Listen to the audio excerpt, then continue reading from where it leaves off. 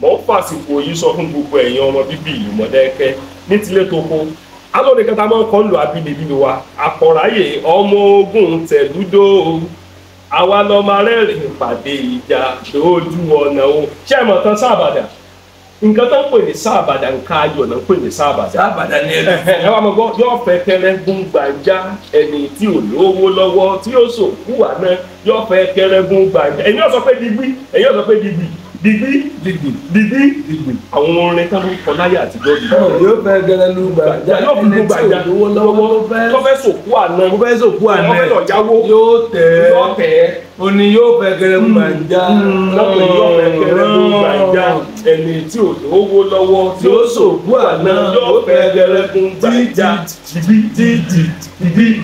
so ìlú yẹn ìlú wa ni tá bá sọ̀rọ̀ nípa àkọ̀ráyè ẹ máa gbọ́ sáàbàdà ní ẹlù fún Modakeke ló tún nǹkan tó pè sáàbàdà ṣẹ̀kẹ̀rẹ̀ ní o tí báwo ẹ lọ kí báwo lò lè bàlọ́jẹ́. abájọ ẹ máa gbọ́ sáàbàdà ní ẹlù fún Modakeke ló ti wá sáàbàdà so aláwọn oríṣiríṣi àwọn èèyàn nílùú abínibí wa tó sì jẹ́ wípé tẹ bá wò wọ́n dáadáa akọni ni wọ́n gbogbo ẹ̀yin èèyàn ibikíbi tẹ bá wà ìlú Modakeke àwọn ẹlòmíràn mọ̀ bí tí Modakeke wà nípìnlẹ̀ Ọ̀ṣun ṣùgbọ́n akọni ni wọ́n inú mi wá dùn pé iná wàá dùn mọ́ ọ́ ṣé mo rí kí ìlú wa àkọ̀ráyè ọmọ ogun tẹ̀lúdó àwa lọ́mọ alẹ́rìí pàdé ìjà lójú ọ̀nà owó ọmọ afíkan tàkàn fìkan ṣèkan lè bàbá tó bí wa lọ́mọ àkọ̀ráyè o ẹ máa gbọ́ màá ṣàlàyé fún yín ẹ kọ́kọ́ ẹ kàn bá ń kú gbogbo ọmọ Modakeke gbogbo ẹ̀yin ọmọ bíbí ìlú Ọ̀ṣun state Modakeke nílùú Modakeke sáàbàdà ní ẹlù fún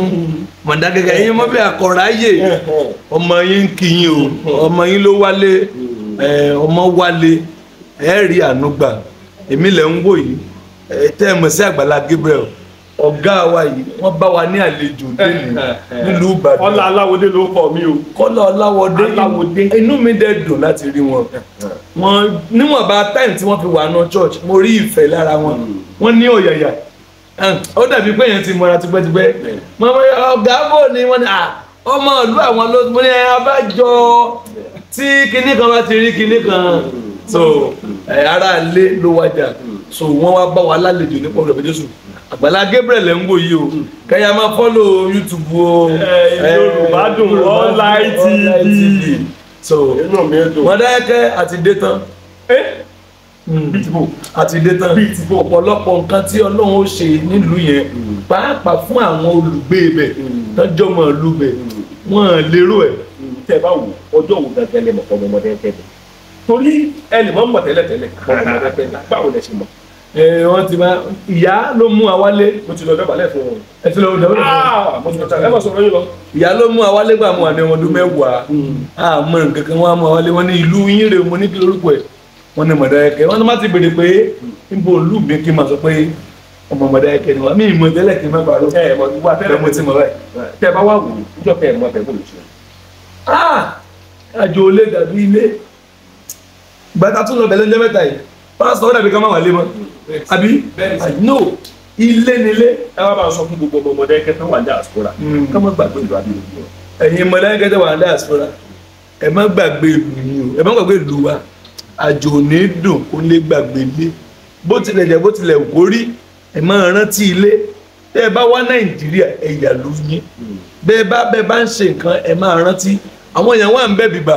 Ọ̀pọ̀ èèyàn wà ń bẹ̀ tí yà ń jẹ tí wọ́n lò ràn lọ́wọ́. Ẹ já dìde sí àwa ara wa làwa o. Inú mi á sì dùn pé yín náà ń bọ̀ láìpẹ́. Mo ń bọ̀ Tuesday máa. Láti wá àwọn èèyàn gan lọ́wọ́ ńkọ́. Ọlọ́run yóò mọ̀ ṣe é ṣe bóyá ọmọ dùn mọ́ wa yóò mọ̀ kúrò báwọn ta wa akọ̀láwọlé aláwọlé ló pọ̀.